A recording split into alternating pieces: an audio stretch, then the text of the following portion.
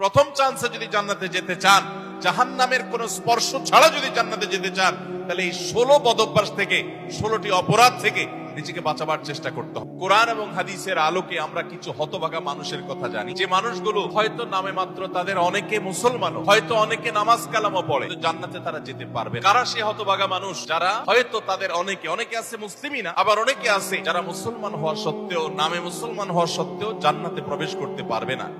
জান্নাতে যাওয়ার পথে বাধাগুলো কি কি, আমরা আজ সেরকম 16টি বাধার কথা জানবো। কয়টি বাধা? 16টি বাধার কথা জানবো।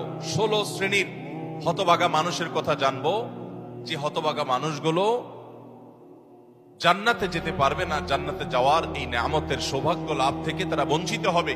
আল্লাহ রাব্বুল আলামিন সেরকম কপাল পড়া মানুষদের কাতারে যেন আমরা শামিল না হই, আমাদের সবাইকে সে তৌফিক দান করুন। ভাইরা আমার, আমরা যে শ্রেণীগুলোর কথা বলবো, প্রত্যেকটা শ্রেণীর পাশাপাশি আমরা কোরআন বা হাদিস থেকে উদ্ধৃতি এবং রেফারেন্স ইনশাআল্লাহ টানবো। আপনাদের কাজ হলো, আমাদের সবার কাজ হলো, এই 16 প্রকার হতভাগা মানুষের কোন একটা প্রকার এর মধ্যে আমি নিজে আছি কিনা সেটা মেলানো।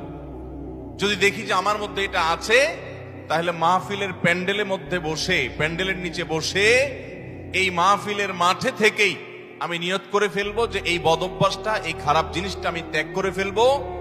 যেই 16টি খারাপ জিনিস, যেই 16টি অপরাধ জান্নাতে যাওয়ার ক্ষেত্রে বাধা, সে বাধাগুলো আমাদের জীবন থেকে আমাদের সরিয়ে ফেলার সংকল্প এখান থেকে করে তারপরে বাড়িতে যেতে হবে। তাহলে আজকে মাহফিলে আসা, বসা, আয়োজন করা সবকিছু সার্থক হবে ইনশাআল্লাহ। সবাই নিয়ত করবো তো ইনশাআল্লাহ। আল্লাহ আমাদের সবাইকে তৌফিক দান করুন। সর্বপ্রথম যে হতভাগা মানুষদের কথা বলতে চাই, যারা জান্নাতে যেতে পারবে না, তারা হলো যারা আল্লাহর প্রতি ঈমান আনে নাই, যারা মুসলমান হয় নাই, যারা ঈমান আনে নাই, আল্লাহর প্রতি যারা বিশ্বাস করে নাই, তারা আল্লাহর তৈরি জান্নাতে যাবে এটা কখনো আশা করা যায়? যদি আল্লাহকে কেউ বিশ্বাসী না করে, আল্লাহর একত্ববাদকে স্বীকারই না করে, শিরকে লিপ্ত হয়, সে মুসলমানই না হয়, তাহলে সে আল্লাহর জান্নাতের প্রত্যাশা কোত্থেকে করতে পারে? একজন মানুষ, তিনি মুসলমান না, তিনি অমুসলিম, তার ব্যক্তি জীবনে অনেক ভালো কাজ থাকতে পারে, অনেক ভালো অর্জন থাকতে পারে, কিন্তু তার ভিতরে ঈমান নাই। এই লোকটা আল্লাহর কাছে জান্নাতের আশা কখনো করতে পারে? একজন মানুষ বাংলাদেশে মানুষের জন্য অনেক কাজ করেছেন, বাংলাদেশের উন্নয়নে অনেক ভূমিকা তার ছিল বা আছে, বাংলাদেশে অনেক কল্যাণকামিতা তিনি চান, তার অনেক ইন্ডাস্ট্রি কারখানা থেকে বহু দেশের উপকার হয়, দেশে মানুষের উপকার হয়, এরকম আরো বহু উপকারিতা তার দ্বারাই হয়। কিন্তু লোকটা বাংলাদেশের অস্তিত্বকে স্বীকার করে না, বাংলাদেশের অস্তিত্বকে স্বীকার করে না, বাংলাদেশের স্বাধীনতা, সার্বভৌমত্ব এগুলো স্বীকার করে না। সে যদি বাংলাদেশকে অস্বীকার করে, বাংলাদেশ রাষ্ট্রের বিরুদ্ধে বিদ্রোহ করে, তাহলে এই ব্যক্তিকে বাংলাদেশ রাষ্ট্র বা রাষ্ট্রের তরফ থেকে রাষ্ট্রীয় কর্তৃপক্ষ কখনো তাকে রাষ্ট্রের কোন সম্বর্ধনা, রাষ্ট্রের কোন বিশেষ সম্মাননা ওই ব্যক্তিকে কখনো দিবে? দেওয়ার কথা?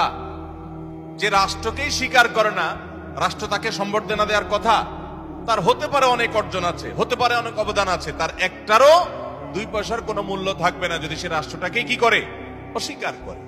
ঠিক একই ভাবে যে আমার রবকে মানে না, যার আল্লাহর প্রতি ঈমানই নেই, বিশ্বাসই নেই, তার হাজারটা ভালো কাজ থাকতে পারে, আল্লাহ রাব্বুল আলামিনের কাছে সে কখনো জান্নাত প্রত্যাশা করতে পারে? যে আল্লাহকে স্বীকার করে না, সে আল্লাহর কাছে জান্নাত কিভাবে আশা করে? এজন্য ভাইরা আমার, সহিহ মুসলিমের হাদিসে আসছে, নবী করিম সাল্লাল্লাহু আলাইহি ওয়াসাল্লাম বলেছেন, লা তাদখুলুল জান্নাতা হাত্তা তুমিনু, তোমরা ততক্ষণ পর্যন্ত জান্নাতে প্রবেশ করবে না যতক্ষণ পর্যন্ত তোমরা ঈমানদার হবে না। অর্থাৎ ঈমানদার না হলে জান্নাতে যাওয়ার কোনো সুযোগ নেই।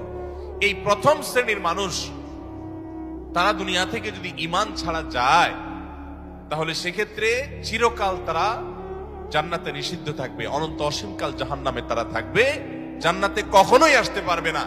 আর বাকি 15 শ্রেণীর মানুষ যারা আছে, এরা এক সময় তাদের পাপ এবং অপরাধের প্রায়শ্চিত্ত করার পর, এর শাস্তি পাওয়ার পর আল্লাহ তাআলা চাইলে তাদেরকে জান্নাতে দিতে পারেন এবং তাদের ঈমান যদি থাকে, কোনো না কোনো সময় তারা জান্নাতে যাবে, তাদের গুনাহগুলো মাফ হওয়ার পর অথবা শাস্তি হওয়ার পর, যেহেতু তারা ঈমানদার। এটাই হলো আহলুস সুন্নাহ ওয়াল জামাতের বিশ্বাস এবং আকীদা, যে মুরতাকিবে কাবীরা, কাবীরা গুনাহ করে দুনিয়া থেকে যদি কেউ জাহান্নামী হয়ে যায়, সে চিরকাল অনন্ত অসীমকাল জাহান্নামে থাকবে না, বরং সেখান থেকে এক সময় সে বের হয়ে আসবে। এটাই আহলুস সুন্নাহ ওয়াল জামাতের আকীদা। মুতাজিলা সহ কিছু ভ্রান্ত ফেরকার মানুষের বিশ্বাস হলো যে জাহান্নামে একবার যে যাবে সে চিরকাল সেখানে থাকবে।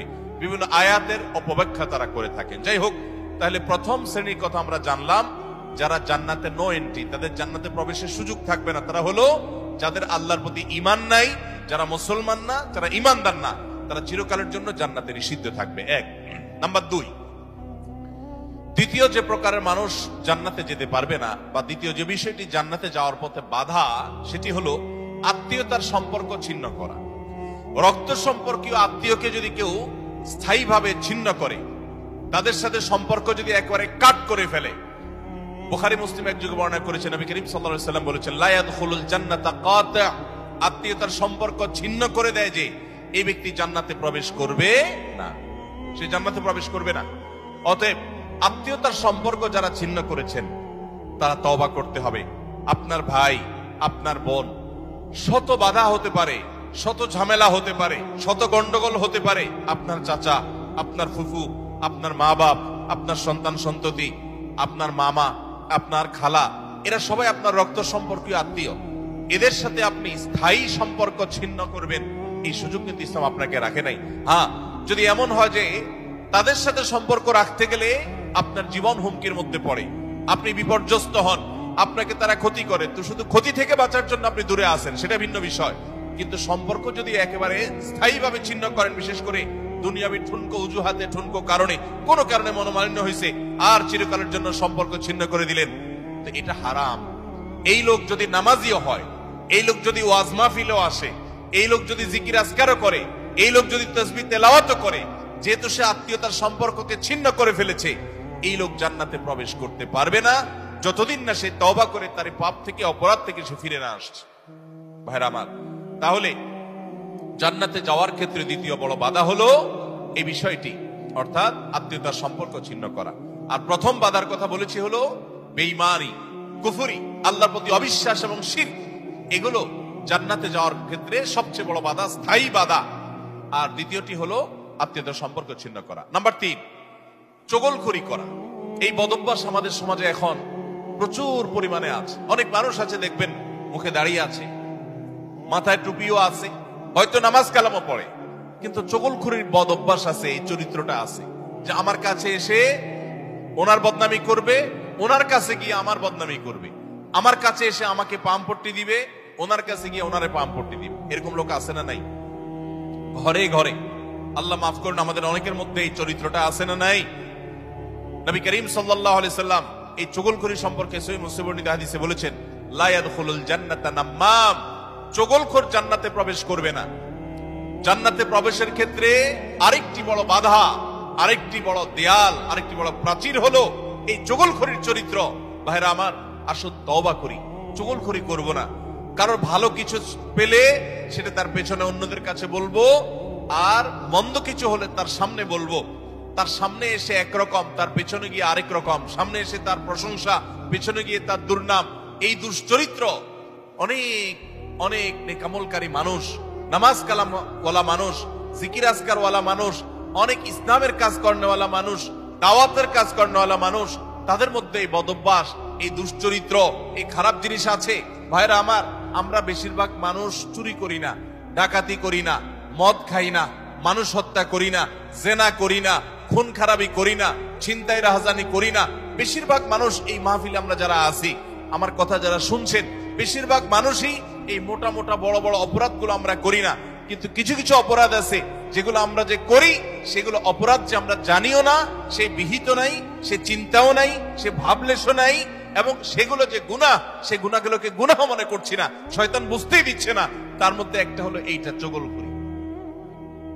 ঘরে ঘরে, জনে জনে দেখবেন এই বদভ্যাস, যে সামনে একরকম, পিছনে আরেক রকম, নেফাকি এবং কপটতা আজ জনে জনে ভরে গেছে। আল্লাহ তাআলা আমাদের সবাইকে